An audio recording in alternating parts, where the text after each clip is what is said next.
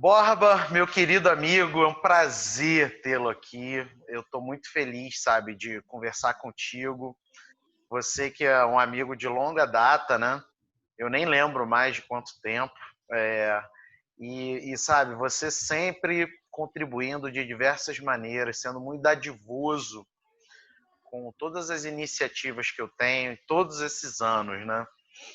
É, eu estabeleci um compromisso aqui, Borba, com o pessoal, né, que está participando do desafio Produção Acadêmica, de só chamar pessoas que de fato têm algo a contribuir, né? Que de fato assim, a gente termina a entrevista e sabe, tem uma mudança na vida delas com alguma coisa que você disse. E você já transformou muito a minha vida, né? E é muito legal aí compartilhar tudo que você tem a dizer com a galera nessa questão de como escolher revistas, né? Que é meio que a galera pisa em ovos, né? Assim, o que eu faço? Como é que eu escolho a revista? A galera pisa em ovos e a tua contribuição vai ser muito importante. Então, ó, obrigado por você estar aqui com a gente. Opa, calma aí que o Borba saiu. Pô, fiz esse discurso todo bonito e o cara nem me escutou.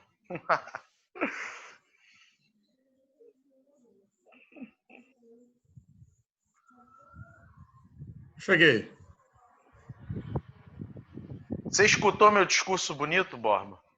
Ouvi, sim, fiquei Ah. emocionado aqui, porque não pegou a minha reação aqui, mas obrigado. Porra, você também é um cara que me ajuda aí, todas as minhas empreitadas loucas e tamo junto, cara. Porra, amizade é isso, né?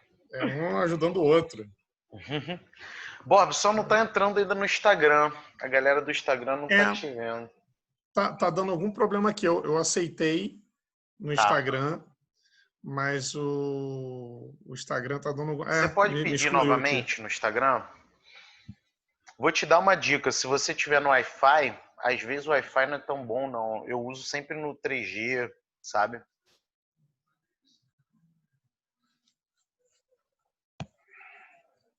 Enquanto isso, a galera vai entrando.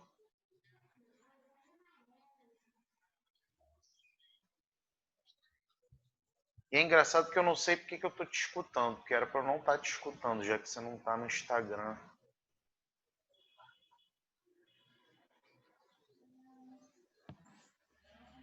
Vamos ver se agora vai.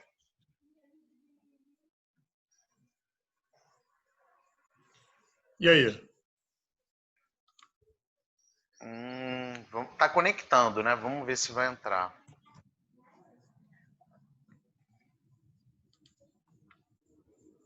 Ou então eu te sugiro sair da live e entrar de novo. Vou fazer isso. Agora Vou continua fazer. dando microfonia. Que estranho. Mas beleza, sai e entra de novo, por favor.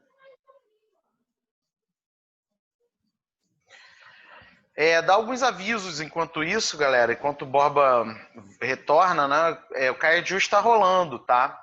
E quem quiser se inscrever como ouvinte, me manda um direct aí que eu mando todas as informações, tá? O certificado de 30 horas para ouvinte. Você vai ter acesso a, sei lá, eu acho que 15, 16 palestras no evento, eu já não lembro mais de cabeça. Vai ter acesso ao Congresso Multidisciplinar de Produção Acadêmica, que está dentro do CAED JUS e que tem a participação das pessoas que estão dentro do programa de produção acadêmica. Você também vai ter acesso aos mais de 450 trabalhos, esqueci o número também, que estão sendo lá expostos no CAED JUS. E é bom para você ver assim, né, o que é um evento online de verdade, né? A EdJuiz já existe há 5 anos e a gente a cada ano vai apertando o parafusinho, melhorando alguma coisa. A gente sempre foi online, então não é improviso não, tá, gente? A gente sempre foi online, essa é a nossa expertise. E quem quiser, ó, mês que vem vai ter o Caeduca, tá? Que é o nosso congresso de educação. Dá tempo de ainda de apresentar trabalho, quem quiser apresentar, tá bom? Então, fiquem ligados aí, o Caeduca, vocês entrem lá no site, tem as redes sociais também. E o Borba tá na área, ó. Tá me ouvindo? Tô ouvindo. Para mim só não tá legal assim a imagem, tá travado. Mas eu não Não, tudo sei. bem. Essa foto não tá tão ruim, então. Show de bola. Bob, então vamos começar aí o nosso papo? Vamos começar o Vamos nosso sim. papo?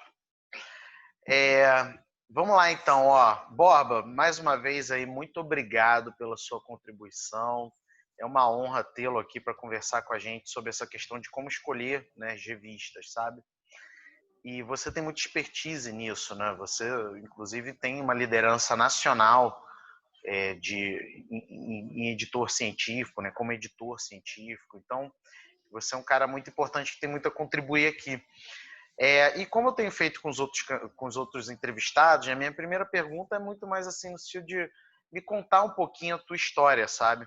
É óbvio que de uma maneira breve, porque eu sei que você tem muita coisa legal para compartilhar, mas me conta aí um pouquinho da sua história para a galera entender melhor quem é essa figura maravilhosa, né? Excepcional, um grande amigo. Pô, obrigado, irmão. Gente, metade do que ele fala é exagero de amigo, né? Bom, deixa eu me apresentar. Meu nome é Rogério Borba, eu sou bacharel em Direito pela ainda Faculdade de Direito Cândido Mendes Centro, não era nem universidade ainda. Isso é muito louco, porque eu vi a Cândido virar universidade, né? Vi subir e descer, uma coisa da vida. Depois eu ingressei muito rapidamente na docência, porque isso eu fiz um movimento que era natural à época e depois eu fui para a contramão. Por quê?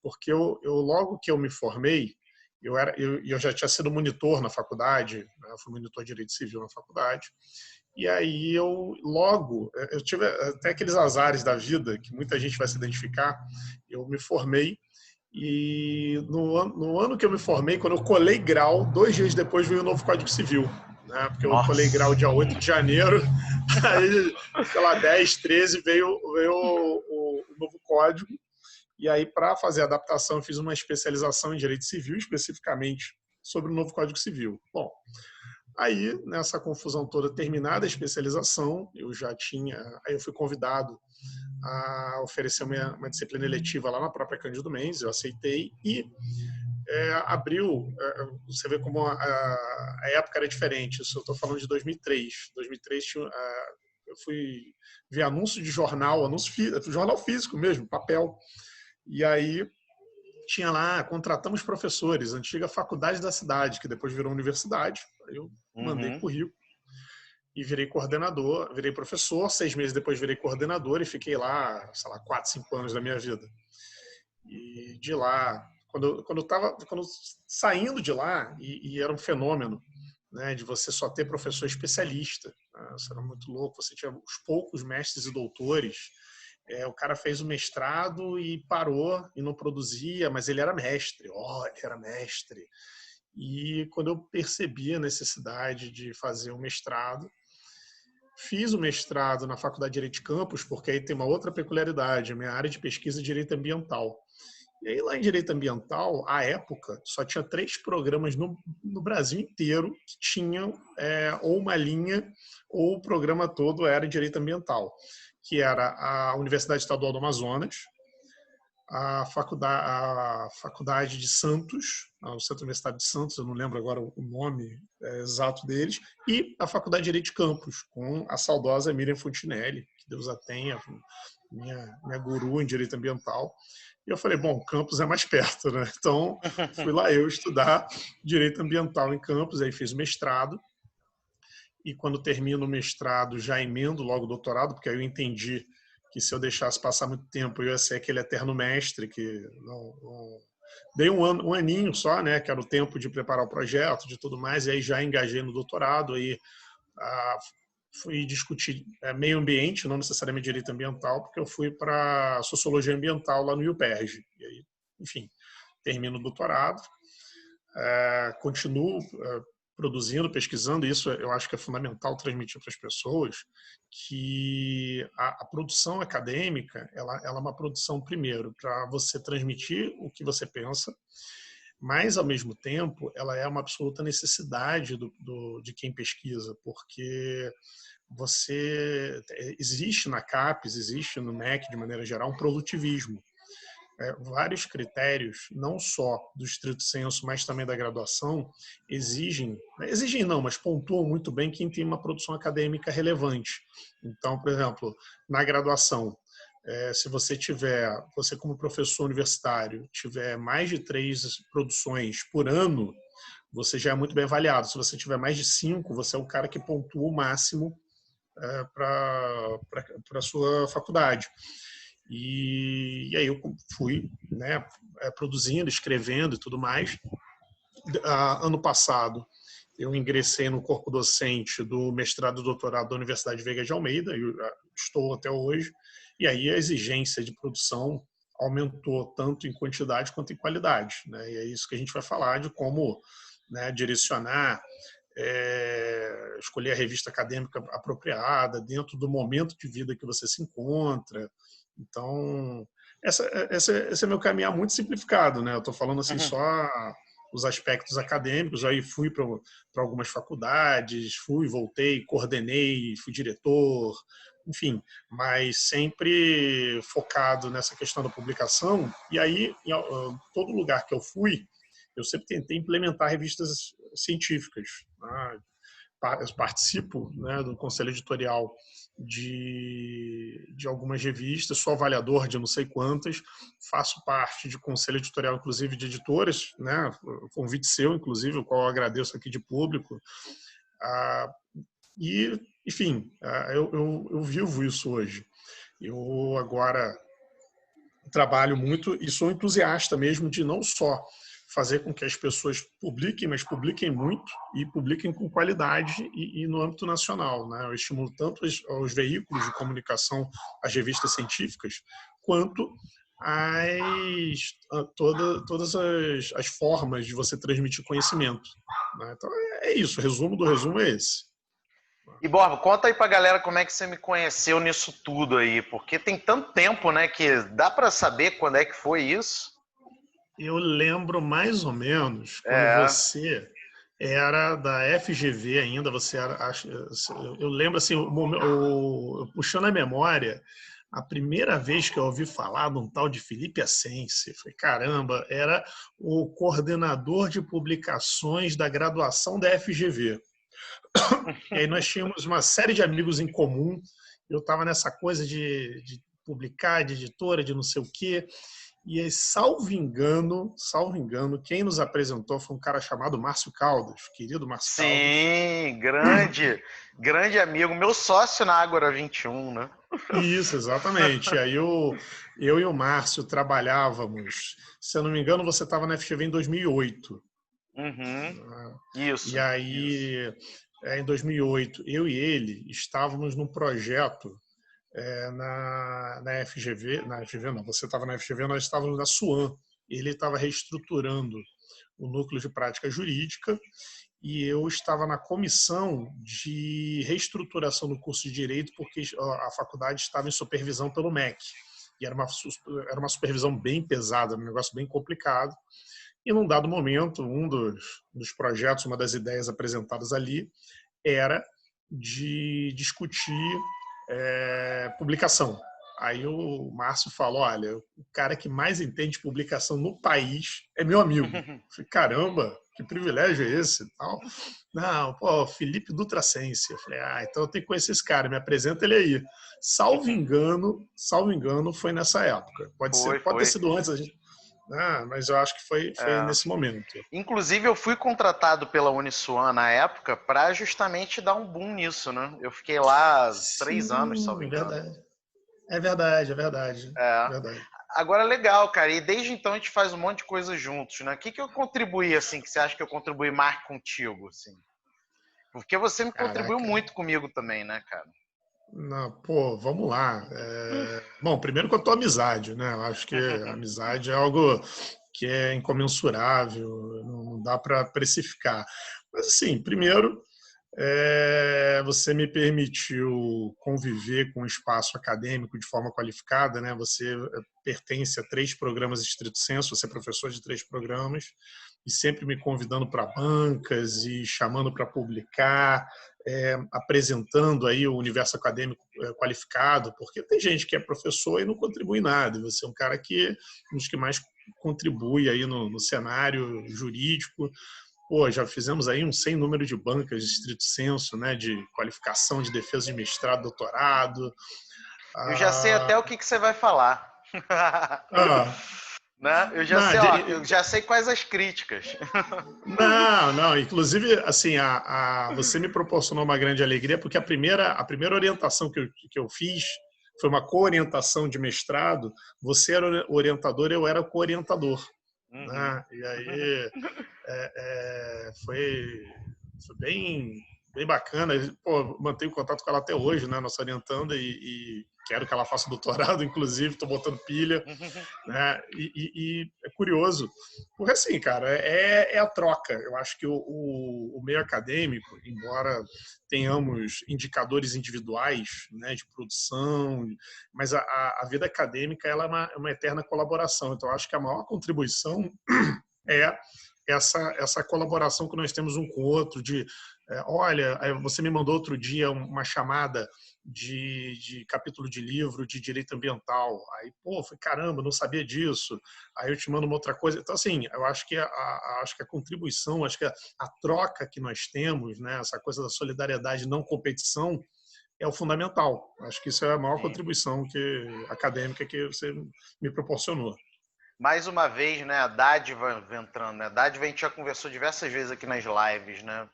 Quando você se ocupa em fazer o bem para o outro, é a melhor forma, né? Então, Sim. a gente já se ajudou muito, isso é muito legal, muito legal. Borb, então, ó, vou te fazer uma pergunta aí de meio que máquina do tempo, tá? Vamos voltar lá quando você começou a escrever seus primeiros artigos para as revistas. Quais foram as maiores dificuldades que você teve aí para escolher a revista, para saber onde publicar? Como é que foi isso para você? Isso foi complicado, porque não existe, né? Mas agora vai existir, né? Isso é um projeto nosso aí de fazer material aí para o CAE de Juiz a respeito disso, mas a primeira complicação que você tem é de escolha de revistas. E quando eu comecei a escrever lá atrás, né? Comecei a escrever 2002, 2003, não existia a quantidade de revistas jurídicas que tem hoje. Então, acho que no primeiro aspecto que eu não sabia onde procurar as revistas. Uhum. E mais do que isso, né? Você olha as revistas, você tem regras gerais, mas eu vi um meme na internet muito engraçado, que era um livro fininho, regras, e um livro grandão falando exceções. Então, cada revista ela tem mais exceções do que regras. Não existe uma regra, existe uma regra geral muito básica de cada revista, de todas as revistas, mas cada revista acaba criando suas regras próprias. Então, as dificuldades foi, primeiro, identificar uma revista que fosse acessível do ponto de vista de me aceitar. Né? Eu acho que isso é um problemaço, porque as melhores revistas, as mais lidas, elas têm uma série de exigências, inclusive com relação à titulação, coisa que eu não atendia. Por isso que eu demorei um pouco para conseguir publicar. Eu escrevia, eu produzia, aí eu mandava, era rejeitado, então isso me gerou uma frustração. Pô, quisera eu que tivesse um CAE de juiz à época para poder aceitar meus trabalhos e me ensinar como escrever, né? Acho que o CAE de juiz, nesse sentido, quem está começando agora tem um facilitador monstruoso, né, que é um espaço de colaboração e que é barato do ponto de vista do não deslocamento. Né? Você estando em casa, você podendo escrever, quem dera que eu tivesse isso. Bom, aí a escrita, obviamente, ela foi amadurecendo ao longo do tempo, né? Porque um outro fator é que quando você escreve, eu, por exemplo, eu teve 2 momentos de escrita. Um primeiro momento de escrever livremente, eu não estava nem no mestrado ainda, eu estava na especialização. E nesse momento, você acha que escreve pra caramba. Na verdade, é um vício muito grande das áreas todas. Eu não vou falar só do direito, eu vou falar meu caso, mas eu vou ampliar, porque eu tive o privilégio de trabalhar com publicação em um centro universitário que tinha área de saúde e engenharias. Mas o meu caso, eu escrevia um artigo, mas na verdade eu escrevi uma petição, né? Eu trazia o vício profissional para a escrita acadêmica. E percebi também que em outras áreas, por exemplo, as biomédicas, você tem uma linguagem muito técnica, muito pesada, né? Não era muito acessível.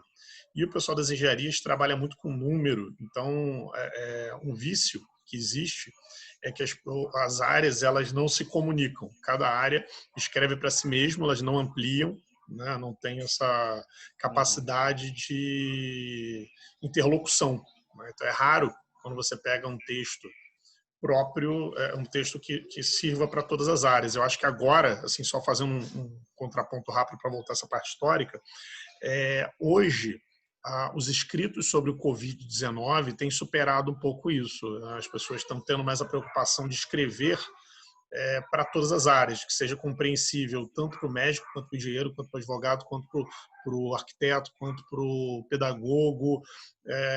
Isso não existia, ou era muito raro à época, né, de fazer essa escrita aberta. Uma outra dificuldade que eu tive foi, aí depois, quando eu entrei no mestrado, todo o trabalho, né, e coisa que os meus professores não fizeram, e eu faço com os meus alunos no mestrado, é de estimular que o trabalho que seja escrito, o trabalho final da disciplina, ele sirva como uma publicação. Eu acho que isso, para quem é mestrando, doutorando, né, de qualquer área que esteja nos ouvindo agora, é fundamental que você escreva o trabalho sob a forma de artigo já para publicar. E aí eu vou falar uma outra coisa que é um pouco discutível, porque há opiniões contraditórias, mas eu sou entusiasta de que, além de você publicar, que você já faça os trabalhos finais de cada disciplina do mestrado e doutorado como já um pedaço, ou pelo menos um substrato da sua dissertação, da sua tese. Há quem entenda não ser isso possível, porque violaria a questão do ineditismo e tudo mais, mas eu acho que é um tempo muito curto. Aí vocês vão pensar, poxa, mas 2 anos de mestrado é curto? É, muito curto. Passa que você não percebe. De repente você fez 1 ano, 1 ano e pouco e foi. Então essa escrita, para quem já está no estrito senso, eu acho que ela tem que ser mais direcionada. E quem está começando, né, aí já falando da minha dificuldade de quando eu fui fazer essa transição, é começar a escrever naquilo que você quer pesquisar. Eu acho que uma outra dificuldade, né, que eu acho que tem que ser corrigida é o foco. É você querer escrever sobre tudo. Você entra, um amigo está falando de processo civil, vou lá escrever processo civil. Aí outro fala de processo penal, vou escrever de processo penal.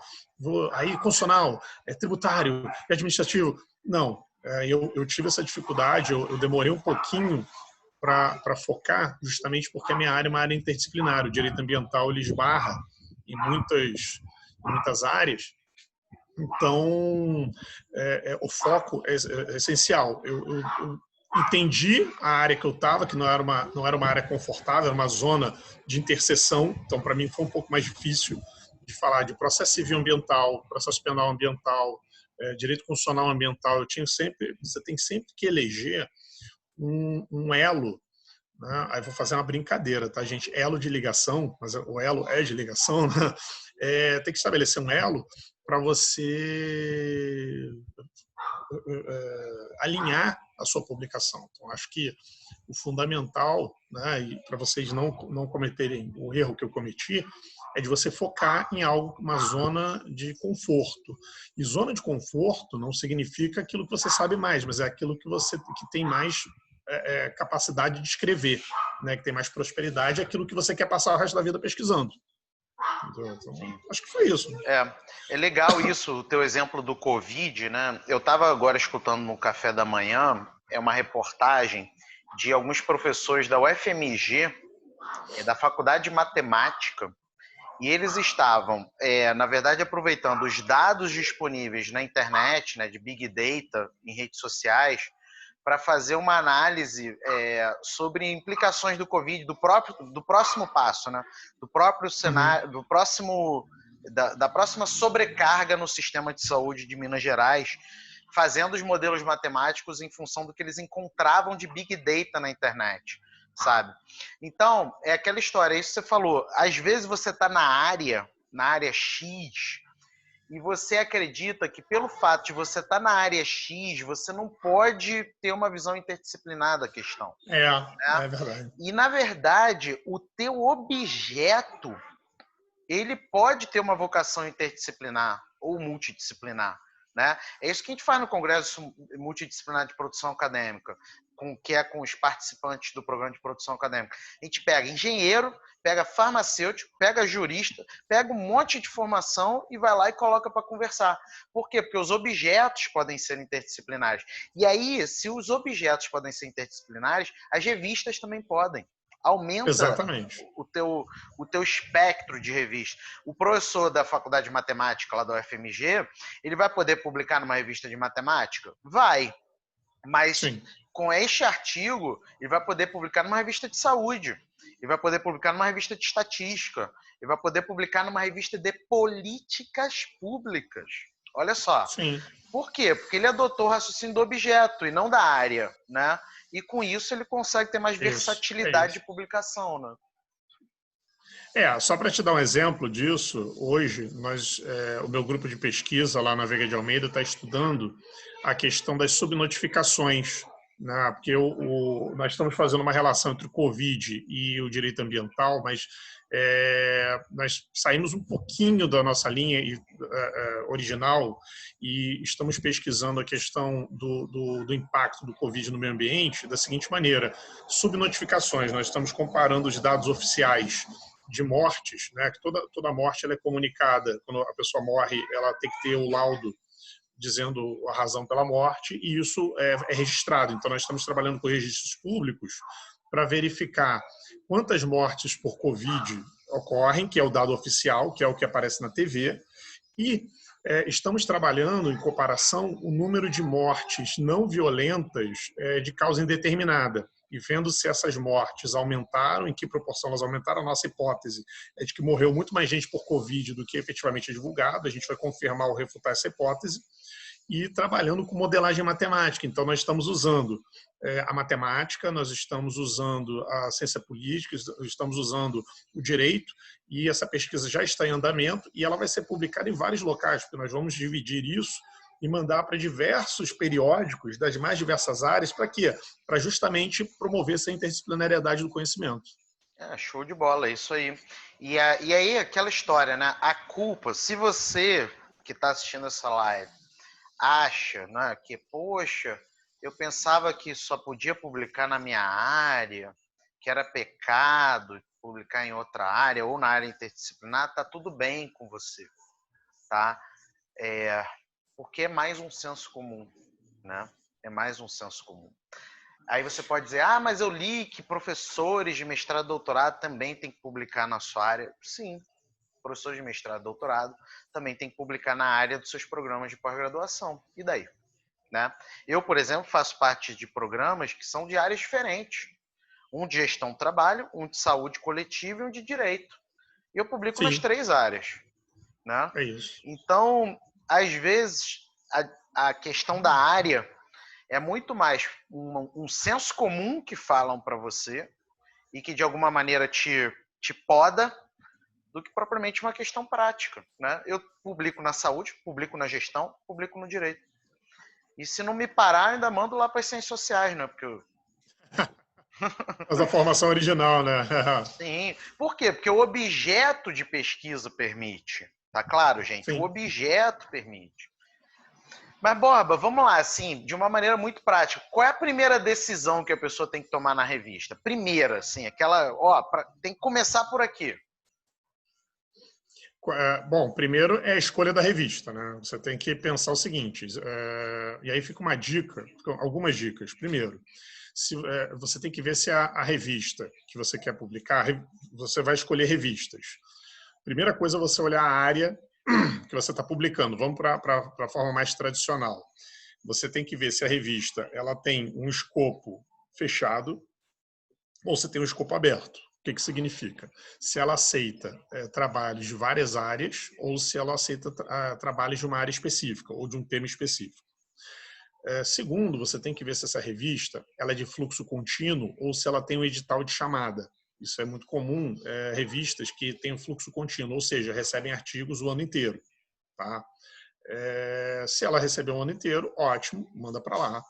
Segundo, se essa revista tem edital, você tem que ver se esse edital está aberto. E aí uma recomendação, tem a página da FGV São Paulo, a Faculdade de Direito da FGV São Paulo, ela tem lá uma parte de produções acadêmicas, se não me engano, boletins acadêmicos, eu não lembro o nome exatamente, mas eles têm lá eles atualizam sempre os editais do direito que estão abertos.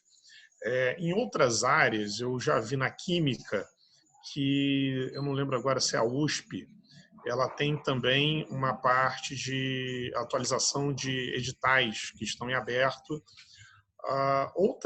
Medicina normalmente trabalha com fluxo contínuo. Pedagogia, tem muitas revistas que são mais abertas, então depende de cada área que a gente vai verificar essa possibilidade. Mas então, ver se a revista é de um escopo mais amplo, mais fechado, ver se ela é fluxo contínuo ou não. Outro cuidado muito, muito importante é de você verificar quem pode publicar naquela revista, porque existem revistas que, justamente por terem uma nota mais alta, eu já vou entrar nessa questão da pontuação que a revista atribui, ela só aceita doutores, só aceita doutorandos, só aceita mestrandos. Então, às vezes, você olhou aquela revista, se encantou, falou, olha, essa é a revista que eu quero publicar. E aí você manda o artigo, o cara fala, submissão inadequada, porque você não atende o critério objetivo de titulação. Então, criando um fluxograma aqui de como escolher a publicação, pensa o seguinte, primeiro, qual a área que você quer publicar? Então, digamos, eu sou da área de meio ambiente, eu quero falar de auditoria ambiental. Aí eu vou lá em auditoria ambiental, procuro as revistas de auditoria ambiental. Eu faço uma pesquisa no Google, ou eu posso ir na página da CAPES chamada Qualis, Q-U-A-L-I-S. Qualis é um sistema de atribuição de uma pontuação de revistas feita pelo governo federal, e que todas as revistas, ou todas não, mas aquelas que minimamente pontuam, estão listadas ali. Então, você pode colocar a área que você quer publicar, todas as revistas, ou a maioria delas, está ali listada. Dali você procura, dentro da linha que você quer escrever, e você faz essa pré-seleção. Pré-selecionando, você vai ver as revistas que te aceitam. E aí fica a primeira dica. E até fazendo uma explicação o que é o Qualis. O Qualis ele usa uma série de critérios, a gente já vai falar sobre eles. Esses critérios eles fixam a importância, o alcance dessa revista, se é maior ou menor. Então, eles usam 3 letras de classificação, A, B e C. A é o grupo que mais pontua, B é o grupo intermediário de pontuação e C é a pontuação 0. Ou seja, a revista Lembrando C... que pontuação para os mestrados e doutorados, não é para pessoa. Isso, bem lembrado. Né?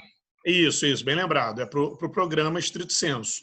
Mas é um critério que a gente acaba adotando na nossa vida cotidiana. E aí, as revistas C são um caminho bem interessante para você começar a publicar. Por quê? Porque assim, eu sou recém-graduado, sou especialista, quero entrar no mestrado, tenho que publicar. Ok, então você escolheu a área que você quer pesquisar, que é a área do programa que você quer ingressar. Você vai procurar revistas que tenham uma maior aceitação de trabalhos que não envolvam profissionais titulados. Então, as revistas C, elas têm normalmente as regras menos rígidas, não tem exigência. Óbvio, existem exceções, mas eu estou falando aqui como uma regra geral.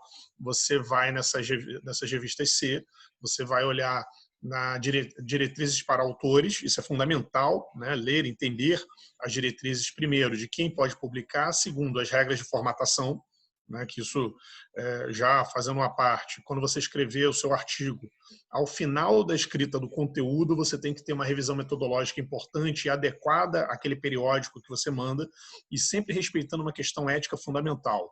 Um artigo para uma revista. Nunca peguem o mesmo artigo e publiquem para mais de 2 revistas, senão você se queima antes de entrar no mercado. Isso é fundamental. Bom, e aí, escolhendo, né, essas revistas C, que são aquelas com a regra mais flexível, e verificando aquelas que não fazem exigência de maior titulação, você submete. Né? E aí você vai escrever, sempre pensando que a escrita do artigo é o segundo passo. O primeiro passo é a parte da metodologia, da escolha do problema, hipótese, justificativa, fundamentação.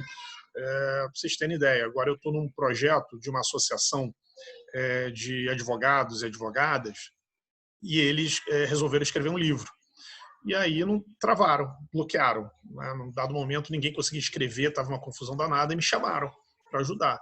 Eu falei, tá bom, artigo tal, qual é o seu problema e qual é a sua hipótese? O cara olhou para mim e falou assim, não tem problema na vida não, estou bem, obrigado. Eu comecei a rir, né? Porque o problema é aquela divergência científica que você quer apresentar uma solução.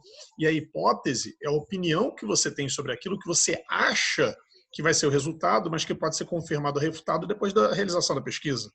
Então, o artigo, a escrita do artigo é o segundo momento.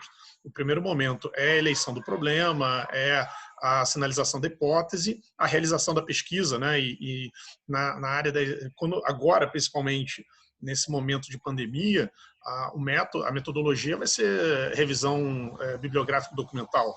Né? Poucas pessoas vão ter essa liberdade de fazer trabalho de campo. Só quem é da área médica que esteja ali na linha de frente. Né? Fique em casa pesquisando. Então, e mesmo quando você pega dados coletados por outras pessoas, isso é uma revisão documental. Né? Não foi você que coletou esses dados. Então, E agora, Borba, só para endossar claro. essa tua ideia, agora a galera que dependia muito de pesquisa de laboratório e que, porventura, por causa do coronavírus, não está conseguindo prosseguir a pesquisa, isso aumenta ainda mais as possibilidades dela fazer pesquisa através de análise documental, através de Exatamente. visões mais interdisciplinares, revisões de literatura, revisões sistemáticas. Então, de diversificar, né? E não ficar Isso só aí. dependente de artigo oriundo de laboratório, né? Que não tem nenhum problema, é óbvio, mas às vezes o coronavírus atrapalhou o dia a dia do teu laboratório e você não consegue dar continuidade a certas publicações. Se você não toma atitude agora de se reinventar, lá na frente isso pode trazer, sabe, consequências para a tua produtividade. Sim, sim. Ó, quer ver uma coisa? Eu estou olhando aqui o chat aqui do Instagram. Tem Cristiano V. Dias, ele fala assim, podia falar mais de como fazer isso na prática. Então, imaginemos um problema que quem tem filho está vivendo, e filho em idade escolar. Né? Como proceder ao ensino dessas crianças? Essas crianças elas estão tendo aulas remotas por meio de internet e tudo mais. Isso é um problema. Borba travou para mim no Instagram. Eu não sei... Oi, tá me ouvindo? Se ele travou lá para as outras pessoas, né? As outras pessoas do Instagram escutam Borba? Tá me ouvindo lá ou não? Enquanto o Borba tá voltando aí no Instagram, assim, só para enfatizar, gente, o mundo não acabou para quem fazia pesquisa em laboratório, não, tá? Seja universidade pública, universidade privada, o mundo da produção acadêmica. Dá para você fazer muita coisa. A gente nas lives tem dado 1 milhão de exemplos, beleza? Então, o mundo não acabou, não. Agora, é aquela história do senso comum. Às vezes o senso comum diz que só pode artigo se for artigo oriundo de laboratório, entendeu? E não é assim que a banda toca. Aí você pode dizer, mas na minha área é diferente. Não é diferente. Não é mesmo diferente. Ué? Instagram não tá me escutando? Galera, lembrando que quem quiser tem a opção de... Tem a opção de Facebook, tá, galera? Tem a opção de Facebook aí. Não sei porque o meu tá sem áudio. Meu voltou? Voltou? No Facebook tá tudo bem, mas aparentemente no Instagram o negócio tá ruim.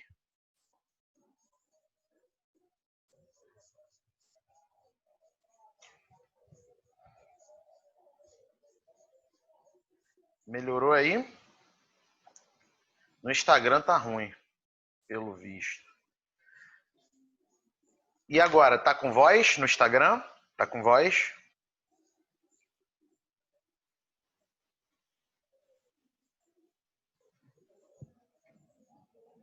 Então não sei o que houve. Instagram tá ruim, gente. Talvez a gente tenha que retomar somente pelo Facebook, tá?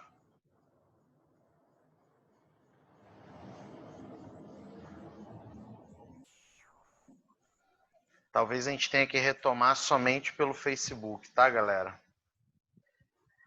Lá no Facebook, então, a gente pode continuar. Instagram tem essas coisas, né?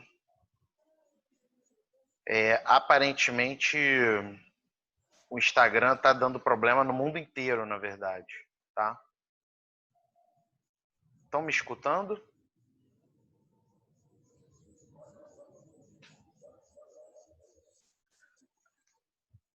Isso, vai pro Face, galera. Deixa eu escrever aqui.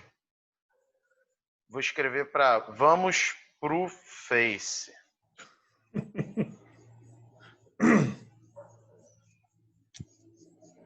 Beleza? Vamos pro Facebook, então.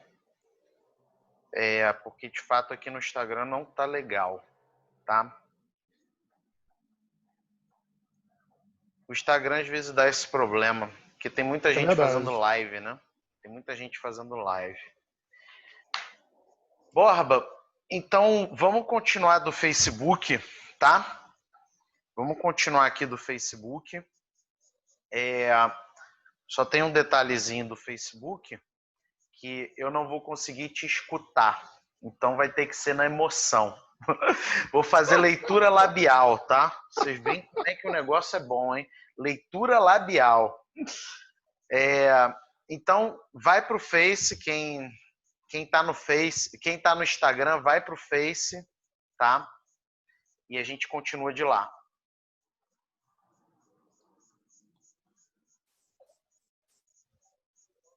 Beleza, então vamos continuar aqui no então, Face. Assim, vai nos aconselhando aí sobre outras coisas e eu te sugiro dar uma olhada também nas perguntas. Mas eu vou fazendo algumas perguntas aqui também para ajudar.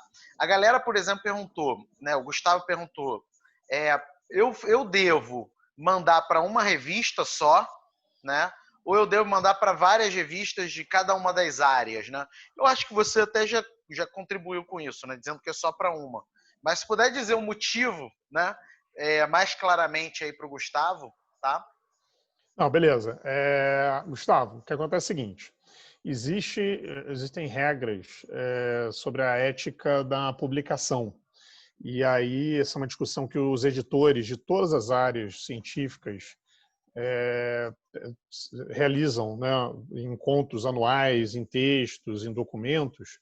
E quando você submete o mesmo artigo para 2 periódicos, imagina que esse mesmo artigo tenha sido aceito. Um dos documentos que você assina eletronicamente é a declaração de ineditismo. Você diz que aquele artigo foi feito, né, por você e que essa publicação ela só pertence àquela revista. E quando você manda para 2, 3 lugares, isso é uma quebra ética muito grande. Isso gera um problema muito grande de desconfiança científica. E aí você perde, inclusive, credibilidade. Ou seja, você nem começou e você já está começando errado. Então, o artigo científico, quando você submete uma revista, é uma aposta. É verdade, é uma aposta. Então, para evitar esse tipo de coisa, o que se sugere ao escolher, depois desse processo todo que eu estava falando, de verificar as revistas da área que você quer escrever, ver aquelas que te aceitam em razão da titulação, aquelas que têm uma classificação menor do Qualis e que, por consequência, a exigência é menor. E aí você vai para um segundo ponto, que é ler os artigos que foram publicados nessa revista. Por quê? Porque ao ler esses artigos, você vai ver o padrão, você vai ver o nível da exigência que é feita pela revista. Se é uma linguagem mais técnica, menos técnica, o estilo, e aí você adequa metodologicamente e na formatação o seu conteúdo para aquele formato, para que o artigo seja aceito.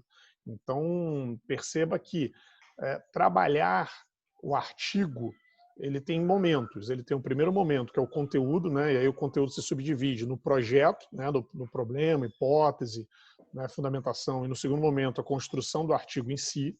E no segundo momento é você moldar ou modular esse artigo para o formato da revista que você quer publicar. Porque você fazendo isso, você consegue ter uma maior chance, uma maior probabilidade do seu artigo ser aceito nesse periódico. E aí, né, você vai ganhando um amadurecimento, e você vai vendo o estilo de escrita, você vai vendo a estrutura, a formatação. E escrita, né, em qualquer área, ele é um exercício contínuo de aprendizado, de desenvolvimento. Você desenvolve a sua escrita na medida em que você promove a submissão a vários lugares. Pode acontecer de você mandar um artigo para algum lugar e ele não seja aceito? Sim, acontece. Eu já tive vários artigos rejeitados, isso não é problema nenhum. O cuidado que você tem que ter chegou a rejeição, você tem que fazer que nem um cozinheiro. O bom cozinheiro, quando ele manda um prato e o prato volta porque está ruim, ele tem que provar, ele tem que experimentar aquele prato para saber onde é que está o erro. Da mesma forma, quando o artigo vai e ele volta rejeitado, a primeira coisa que você tem que fazer é o seguinte, é ler os pareceres de que determinaram a rejeição, porque o fluxo é o seguinte, você manda o artigo, o editor chama 2 avaliadores externos com titulação igual ou superior à sua, eles vão avaliar e vão dizer o seguinte, não, esse artigo não serve. E ele vai dizer o porquê que não serve. E aí, a partir desse porquê, você vai ler, vai internalizar. Se você não concordar, se o parecer não tiver nada a ver com o seu artigo, você tem o direito de replicar. Você responde, fala, não, peraí, esse parecer não foi feito para o meu artigo. Ou então, realmente, o meu artigo não atendeu os critérios. Eu vou ler esse parecer, vou absorver essa informação do parecer, vou consertar esse defeito, e eu posso submeter essa mesma revista, e aí dentro do mesmo fluxo, eu falo o seguinte, olha, fiz as correções, está aqui de volta, ou então eu mando para outro lugar. Mas o fundamental é nós aprendermos com os nossos erros. Isso é fundamental. Né? Eu já tive artigo, eu tive 2 artigos agora que eu mandei e eu ousei ir para uma área um pouco diferente. Eu gosto muito dessa interdisciplinariedade tal qual o Felipe. E aí o cara falou, olha, mas aqui nesse ponto específico, que não é minha área de domínio, você deve aprofundar assim, assim, assado. Olhei aquilo, entendi perfeitamente, corrigi, mandei de volta, o avaliador falou, agora sim, beleza, agora tá liberado. Então, é fundamental que o artigo ele seja feito customizado. Então, para aquela revista, você não manda para várias. É uma aposta, é um ato de fé. É um ato de fé. Você escolhe a revista, né, escolheu o tema, escolheu a revista, escreveu o artigo, formata o artigo para ser aceito, para ter maior probabilidade de aceitação, submete. E aí, óbvio, vão ter revistas que vão demorar muito, isso é absolutamente infernal. Né? Tem revistas que o fluxo está absolutamente atrasado. Tem revistas que não justificam nada, tem revista que publica qualquer coisa. E aí, esse aprendizado, né, ele vai acontecer com a prática. Né? Só para fechar, tem uma historinha muito engraçada que o aprendiz pergunta para o sábio, para o mestre, mestre, como é que eu faço para não errar? Né? Como é que eu acerto? Né? Você vai acertar na medida que você souber o que é o erro. E como é que eu sei o que é o erro? Errando. Então, não existe pesquisador que passou em incólume, que nunca teve artigo rejeitado, que nunca teve problemas em publicar, que nunca teve dúvidas. Isso faz parte do nosso processo de aprendizado e é para isso que a gente está aqui, é para isso que tem o CAED, para isso que tem o Felipe, né, para ajudar nesse processo. Uhum. Você está me ouvindo agora? Não, então... Felipe, agora é contigo. Que show. Tô ouvindo sim. Pô. Borba, obrigado aí, de coração, cara. Tenho certeza que você contribuiu muito aí com a galera. Pô, Contribuiu imagina. demais com a galera.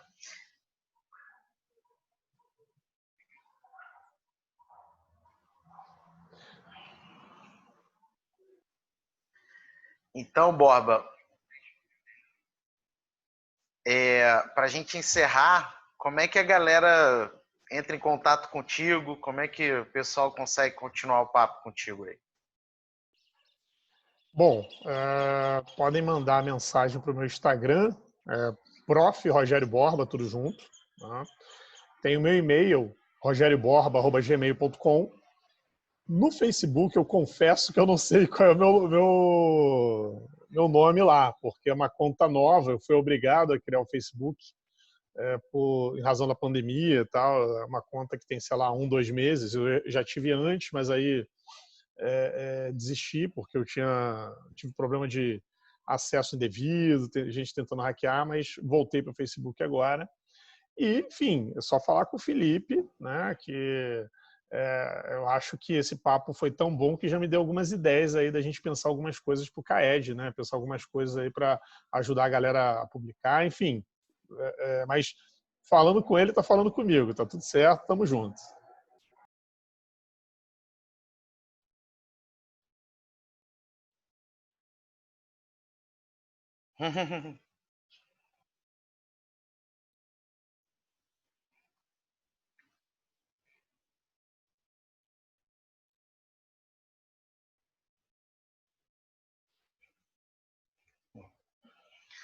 Valeu, ó, muito obrigado mesmo, de coração, de coração. Foi uma honra recebê-lo aqui.